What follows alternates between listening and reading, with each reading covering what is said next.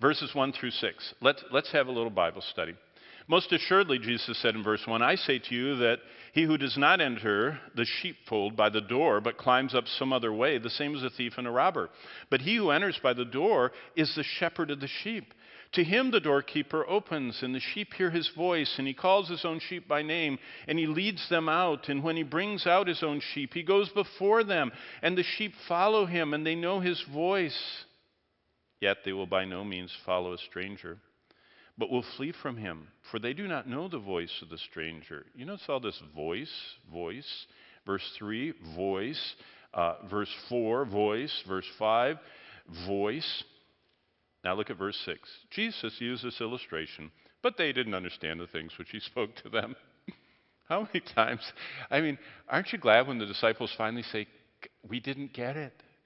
You know, and then he explains stuff. Like Matthew 24 is an example. They said, when is all this stuff in the future going to happen? And Jesus launches into 2 chapters of the future. I mean, aren't you glad they didn't understand? Okay, number 1,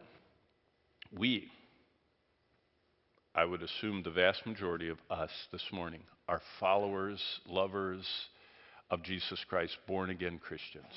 We hear and follow Jesus, our good shepherd.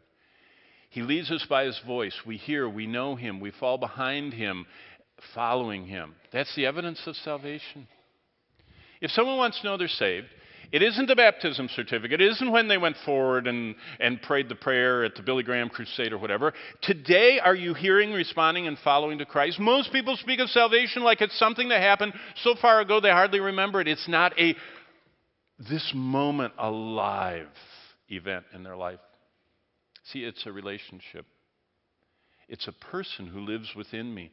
And as Paul, you know what Paul's testimony was? Galatians 2:20, I'm crucified with Christ, nevertheless I live, yet not I, but Christ lives in me. And the life I'm living this moment in the flesh, I live by faith in the Son of God. And then here's the essence of salvation, who loved me and gave himself for me.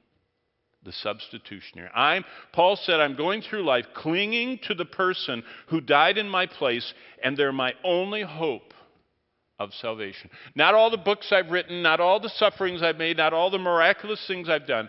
I am clinging not to what I have done, but to what the Lord did in my place, bearing my sin, and I'm responding and following him. Okay. Now, we're going to bump into some of these I am statements. There are 7 of them in the Gospel by John. I am the bread of life. So that means a Christian hungers for Jesus. I am the light of the world. So a Christian walks in the light of Jesus. We've been turned from darkness to light. We no longer love the darkness. We don't want our deeds hidden. We want everything in our life to be open for the world to see, because they will see what a wonderful change in my life has been wrought since Jesus came into my heart. Then we get to chapter 10. Those were in chapter 6 and 8. And look at that. Bread of life is 4 times in chapter 6. That's at Capernaum Synagogue. That's why I told you we always have communion there when we take groups over there, because, I mean, that's where it was launched, where Jesus said, my body and my blood and partaking of me. And I'm the light of the world is in chapter 8, remember, right after the woman taken in adultery. But look at chapter 10. I mean, this is the only chapter that gets 2 I am. Big declarations. Number 3 there, I am the door of the sheep. We come through Jesus. Christianity is exclusive. Boy, the world doesn't like that. They want inclusion. You know, I was just teaching in November in Italy. And we were teaching at many sites around Italy, Bible training centers. And I got, the weekends, usually I get off. And I went to Assisi, St. Francis of Assisi. Do you know what's at Assisi in Italy? The Interfaith Center of the Roman Catholic Church. I couldn't believe it. I took so many pictures. If I had time, I would show you pictures of the Interfaith Center. They have every religion, from big chief so-and-so from the Native Americans to the South Pacific people to the Baha'is to the Islamic to everything they have up there. And there's a center, and it says that there's a way we can find all of these, different religions can find a way together. Jesus couldn't find that way. He said, there is one way, and I am the one way. And it's not many roads. It's one road, and that road is a person, and that person is God incarnate as the Son. I am the door of the sheep. We can only come through Jesus, period. He says that twice. Then look at the fourth one. I'm the good shepherd. Do you know what characterizes a shepherd? He feeds and leads. That's why pastors, one of the 3 titles for pastors, there's poimen and episkopoi, you know all of that from the Greek language. But the poimen one is the idea of one who feeds and leads. And that's what Peter calls pastors.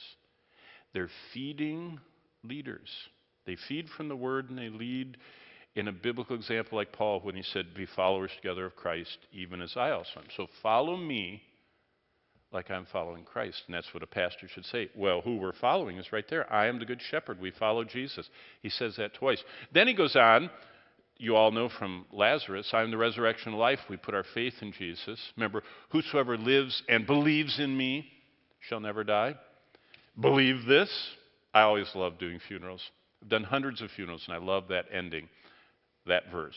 And I look at the crowd and I say, do you believe that? Do you? See, we're supposed to be absolutely confident that our faith, our hope, our trust, our assurance of everything is in Christ. And then I'm the way, the truth, and life. We follow the way. We believe the truth. We live the life. There'd be a lot less problems in American Christendom if we followed the way, believed the truth, and lived the life. Wow. And then finally, I'm the true vine. We abide in Christ. So chapter 10 is just a gold mine. This all comes, though, from all those Jehovah. Jehovah really isn't a word from the Bible. There's no J in Hebrew, okay? But it's okay to say it. It's from the German influence of, but I'm not even going to get into that. I teach too much church history. But it's Yahweh, that's actually how you pronounce that word. But it's okay to say Jehovah. I'm just saying, it's kind of like someone coming up and saying that I'm going to, and they mispronounce your city. And you go, I can tell you're not from here. Well, if you're from the Bible world, it would be not Jehovah, but Yahweh. But Yahweh Ra'ah is the Lord is my shepherd. That's one of the most beloved Old Testament passages. And Yahweh Yireh, or Jehovah Jireh, which no one in the Bible would have ever said, but it's okay to say it. But Yahweh Yireh, all the J's are Y's. If you want to really act like you're a scholar, start pronouncing it that way and say, that Yehoram instead of Jehoram. No, don't. It'll mix everybody up. It's okay. Yahweh Shalom, the Lord is our peace. Yahweh Rapha, the Lord is our healer. Tzidkenu, the Lord is our righteousness. Nisi, he's our banner of victory. Shammah, he's with us. But that first one ties us right to John 10. And the Good Shepherd from the 23rd Psalm is the New Testament Good Shepherd. So when you read Psalm 23:4, and he says, yea, though you are going to walk someday through the valley of the shadow of death, you don't have to be afraid of that, because I'm going to be with you before, and I'm going to walk you through the valley, and you are going to escape the cold, dark horrors that the pagans know of the grave, and I'm going to take you, verse 6 of Psalm 23, to dwell with me forever. So that's our appointment.